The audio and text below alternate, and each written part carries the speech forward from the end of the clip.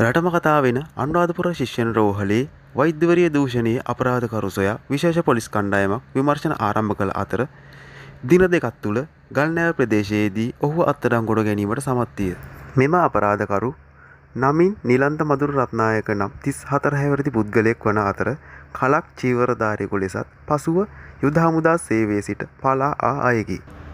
මෙම අපරාධකරු මත්ද්‍රව්‍ය නඩුවකට සිරගත වී සිට නිදහස් වී පැමිණෙමින් සිටි අතරතුර මෙම අපරාධය සිදු කර ඇත.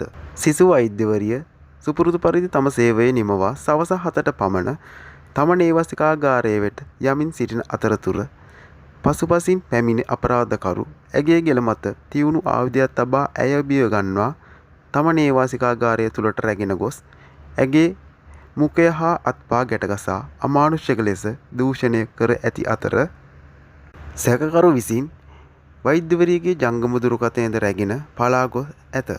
දූෂණ ලක් වූ වෛද්‍යවරිය නැවත රෝහල වෙත දිව ගොස් දුරකථන මාර්ගයෙන් තම පියා වෙත සිදු වුණු අපරාධය ගැන පවසන්නට විය.